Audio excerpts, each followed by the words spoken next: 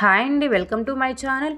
ఈరోజు మనం చేయబోయేది జలుబు దగ్గు తగ్గించే ఒక బేస్ ఎఫెక్ట్ హోమ్ రెమెడీని వీడియోలో మీతో షేర్ చేసుకోబోతున్నాను. ఇంట్లో ఉండే కొన్ని ఇంగ్రీడియంట్స్తో మనం ఇలా కషాయం తయారు చేసుకోవచ్చండి.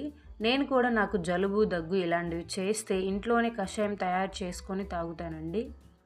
ఈ కషాయం చాలా బాగా పనిచేస్తుందండి. నాకైతే మంచి రిలీఫ్ను కూడా ఇస్తుంది. సీజన్ అంతా వచ్చే మార్పులకు అప్పుడప్పుడు ఎవరికైనా ఇలా జలుబు దగ్గు వస్తూనే ఉంటాయండి. సో అలాంటి టైంలో మీకు కూడా ఇది బాగా హెల్ప్ అవుతుంది అనేసి నేను మీతో ఈ వీడియో షేర్ చేసుకుంటున్నానండి. ముందుగా ఒక గిన్నె తీసుకొని అందులో 2 గ్లాసులు వాటర్ తీసుకోండి. ఇక్కడ నేను తీసుకునే వాటర్ అనేవి 500 ml వరకు ఉంటాయి. తర్వాత ఒక చిన్న రోల్ తీసుకొని ఆ రోల్లో ఒక చిన్న ముక్క అల్లం ముక్క వేసి దంచండి. బాగా కచ్చా పచ్చగా దంచండి. మనం అల్లంని చిన్న చిన్నగా కట్ చేసి వేసిన ఇందులో ఉన్న రసం అనేది వాటర్లో దిగదు. కాబట్టి మనం అల్లంని ఇట్లా రోట్లోనే చక్కగా దంచుకోండి.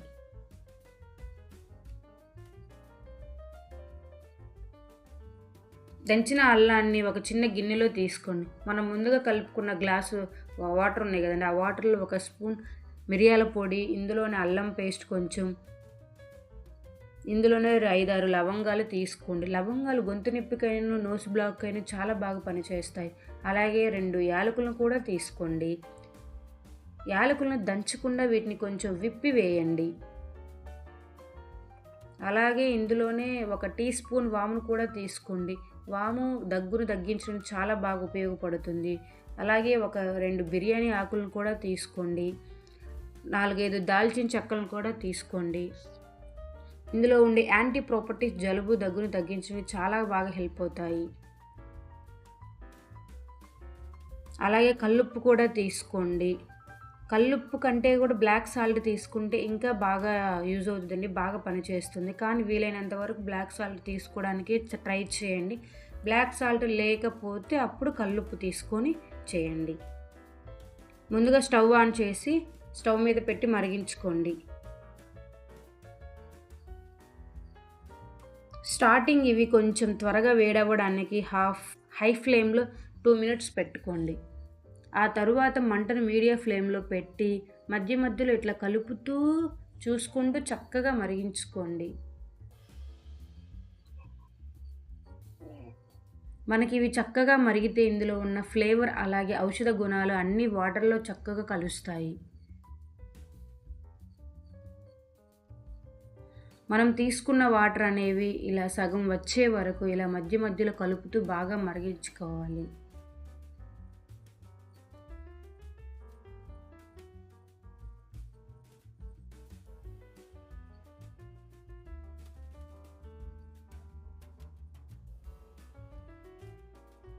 ఒక 8 నుండి 10 నిమిషాల తర్వాత చూపిస్తున్నానండి. చూడండి, కషాయం చక్కగా మరిగి దగ్గర పడడం స్టార్ట్ అయింది కదా.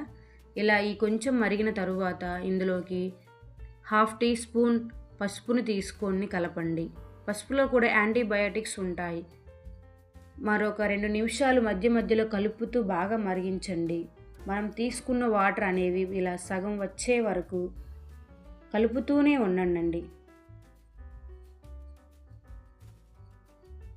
ఇలా కషాయం ఇట్లా సగం వరకు వచ్చాయంటే మనకు కషాయం తయారైనట్లే.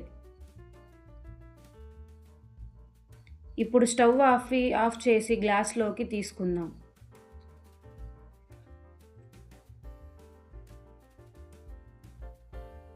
ఈ కషాయాన్ని వేడిగా ఉన్నప్పుడే తీసుకోవాలి.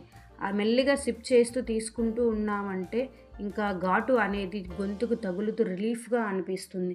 కాబట్టి చల్లబడ్డ తరువాత తీసుకోకండి. Please subscribe.